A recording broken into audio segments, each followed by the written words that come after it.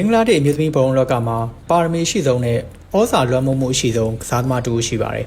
။သူကတော့ရီတူနာချကမာပါ။ချကမာတိုင်းရင်းသားမျိုးနွယ်စုတွေကနေနိုင်ငံတကာအဆင့်ထိအောင်မြင်ထွန်းပေါက်ခဲ့တဲ့တူဒီသောအမျိုးသမီးဘောလုံးသမားပါ။ဘင်္ဂလားဒေ့ရှ်နိုင်ငံမှာတော့ဂိုးကွင်းလို့တင်စားခေါ်ဝေါ်ကြပြီးလူငယ်မျိုးသမီးပြည်သက်အများစုရဲ့အားကျအတူယူစရာဖြစ်နေတဲ့ရီတူရဲ့ဘဝအစကတော့လွယ်ကူချုံးမှုခဲ့တာမျိုးမဟုတ်ပါဘူး။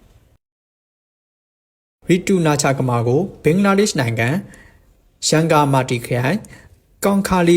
ဥပဇီလာမှာရှိတဲ့ချကမာတိုင်းရင်းသားမိသားစုကနေမွေးဖွားခဲ့ပြီးတော့ညီမ3ယောက်နဲ့မောင်1ယောက်ရှိတဲ့အကြီးဆုံးအမကြီးပါရီတူရဲ့ဘောလုံးအားကစားပေါ်စိတ်ဝင်စားမှုကမိုကာချာရီအစိုးရမူလတန်းကျောင်းကစတင်ခဲ့ပါတယ်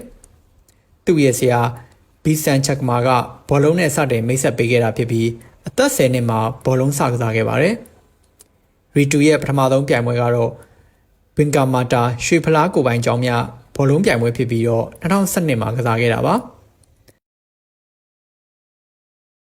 2025မှာအဖေ2022မှာမောင်ဖြစ်သူတို့ကွယ်လွန်ခဲ့ပြီးနောက်မှာရီတူရဲ့ကစားသမားဘဝခြေလှမ်းနဲ့ရိမ့်ရိုင်ခဲ့ပေမဲ့အမေဖြစ်သူကာလာဆိုနာချက်မာရဲ့ပံ့ပိုးကူညီမှုနဲ့ဘောလုံးကိုမလျှော့တမ်းပြုလုပ်ခဲ့ပြီးဒီနေ့ဒီချိန်ထိရောက်ရှိလာခဲ့တာဖြစ်ပါတယ်ရီတူဟာ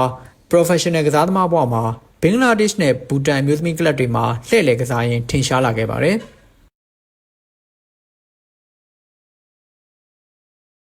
ရီတူဟာ2019ခုနှစ်မှာဘင်္ဂလားဒေ့ရှ်အမျိုးသမီးစီနီယာလက်ရွေးစင်အသင်းအတွက်ပထမဆုံးစတင်အရွေးခံခဲ့ရပါတယ်2022နဲ့2024ခုနှစ်တောင်အာရှအမျိုးသမီးဘောလုံးချန်ပီယံရှစ်ပြိုင်ပွဲ SAFF Women Championship ပြိုင်ပွဲတွေမှာဘင်္ဂလားဒေ့ရှ်အသင်းရဲ့သမိုင်းဝင်ဗိုလ်စွဲမှုတွေမှာအဓိကအခမ်းကဏ္ဍကနေပါဝင်ခဲ့ပါတယ်အထူးသဖြင့်တော့2024ပြိုင်ပွဲမှာနီပေါ်အသင်းနဲ့ရှင်ပြိုင်ခဲ့တဲ့ဗိုလ်လူဝယ်မှာအနိုင်ကိုသွင်းယူပေးခဲ့ပြီးပြိုင်ပွဲရဲ့အကောင်းဆုံးကစားသမား Most Valuable Player ဆုကိုစကူရရှိခဲ့ပါတယ်ဒါအပြင်2025ဇူလိုင်မှာရန်ကုန်မှာမြန်မာအသင်းကို2-9နဲ့အနိုင်ရခဲ့တဲ့ပွဲမှာ2-9စလုံးသွင်းယူပေးခဲ့ပြီးဘင်္ဂလားဒေ့ရှ်အသင်းကိုသမိုင်းတစ်လျှောက်ပထမဆုံးချိန်အာရှအမျိုးသမီးဖလား AFC Women ASEAN Cup ပြိုင်ပွဲခြေစစ်ပွဲအောင်မြင်ဖို့ပံ့ပိုးကူညီပေးနိုင်ခဲ့ပါတယ်ရီတူပနာချက်မာဟာဘင်္ဂလားဒေ့ရှ်နိုင်ငံနဲ့တောင်အာရှတလွှားမှာရှိတဲ့မျိုးသမီးအားကစားသမားတွေအတွက်စိတ်သက်ခွန်အားဖြစ်စေတဲ့ပြကုန်တစ်ခုဖြစ်လာခဲ့ပါတယ်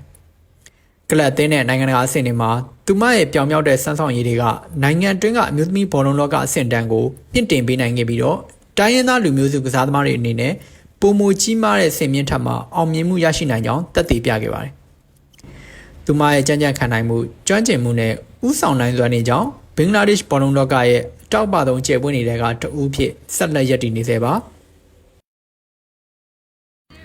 ဒီအောင်မြင်မှုတွေမြန်မာအမျိုးသမီးလိကိုတည်ဆောင်လာပြီးမြန်မာလိမှာလည်းဂိုးကွင်းတယောက်ဆက်ပြီးထွန်းတောက်လာအောင်မယ်ဆိုတာညီကြီးလက်ခတ်မလွယ်ပါပဲ။